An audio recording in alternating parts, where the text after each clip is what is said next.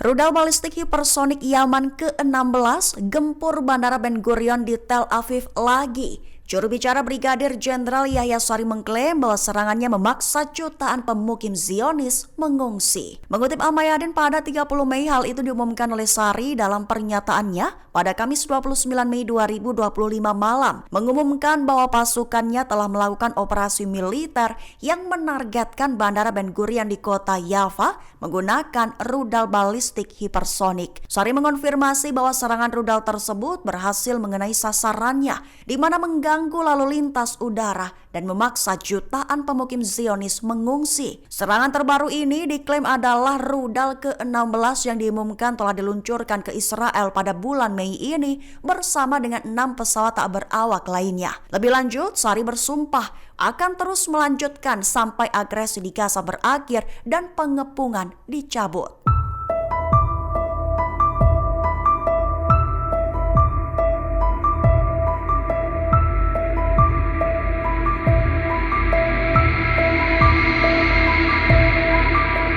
Militer Israel mengklaim bahwa kepala alias pemimpin Hamas Mohamed Sinwar adalah satu orang paling dicari oleh pihak mereka. Bahkan Sinwar disebut sebagai buron paling licin. Mengutip Tribun News pada 30 Mei, kabar kematian Mohamed Sinwar ini diumumkan oleh Perdana Menteri Israel Benyamin Netanyahu. Dalam pidatonya di hadapan parlemen beberapa waktu lalu, Netanyahu mengklaim bahwa Israel telah mengubah wajah Timur Tengah. Tak sebatas itu, juga diklaimnya bahwa Israel telah mengusir apa yang disebutnya teroris dari wilayahnya. Sekaligus, Israel juga disebutnya telah berhasil memasuki jalur Gaza serta berhasil melenyapkan Mohamed Sinwar. Sinwar adalah saudara mantan pemimpin Hamas, Yahya Sinwar. Sinwar disebut adalah satu orang paling dicari di Israel. Dilaporkan, Mohamed Sinwar telah menjadi sasaran serangan Israel di sebuah rumah sakit di Gaza Selatan pada 13 Mei 2025 lalu. Militer Israel mengatakan pihaknya telah menyerang pusat komando Hamas di bawah rumah sakit Eropa di kampung halaman keluarga Sinwar di Khan Younis, tempat Mohamed Sinwar berada.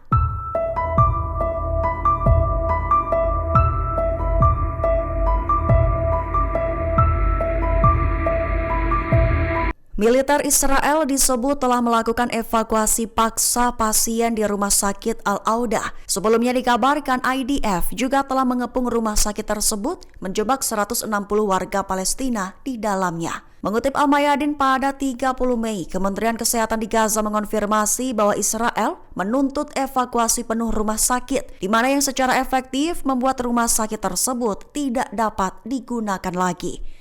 Kantor Perserikatan Bangsa-Bangsa untuk Koordinasi Urusan Kemanusiaan atau OCHA juga mengonfirmasi upaya mengevakuasi fasilitas tersebut.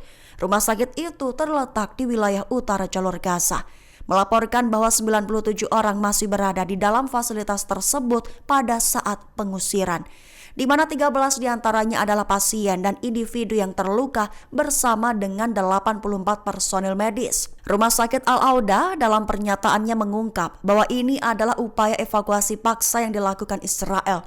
Padahal rumah sakit ini adalah satu-satunya rumah sakit yang masih beroperasi di wilayah Gaza Utara. 4 negara ingin menjadikan Palestina sebagai anggota penuh PBB. Mereka mendesak ditekannya solusi 2 negara pada konflik Palestina-Israel. Mengutip Palestine Chronicle pada 30 Mei, hal ini ditulis resmi dan diunggah di X pribadi Shimon Harris pada 29 Mei 2025.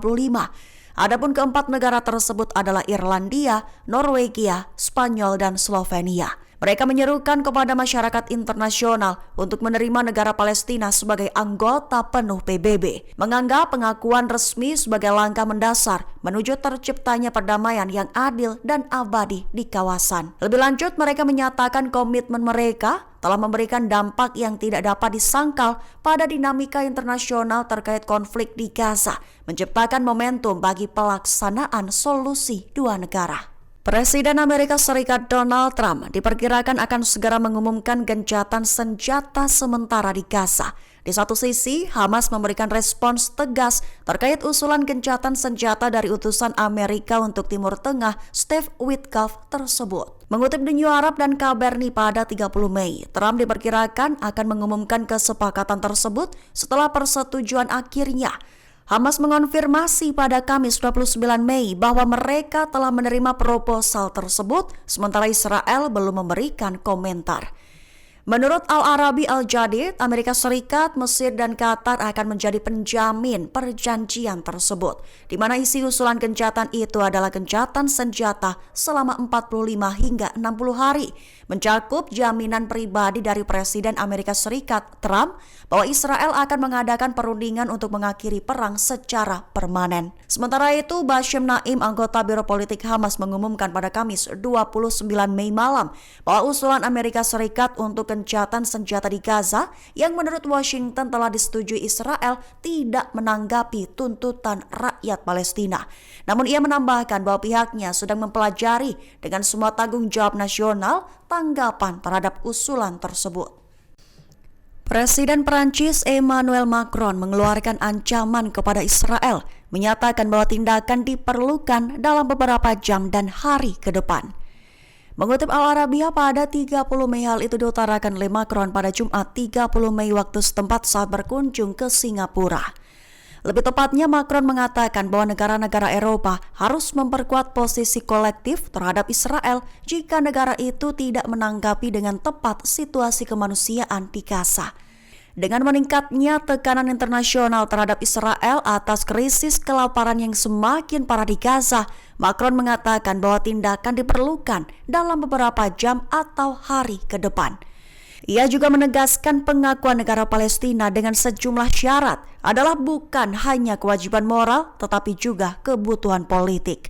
Sekali lagi, Macron menegaskan bahwa jika tidak ada respons yang sejalan dengan situasi kemanusiaan di Gaza, maka dalam beberapa jam dan hari mendatang pihaknya harus memperkeras posisi kolektif mereka. Presiden Israel Ishak Herzog dievakuasi saat rudal Yaman meluncur. Pertandingan final Piala Negara Israel dikabarkan terganggu dan supporter berlarian berlindung.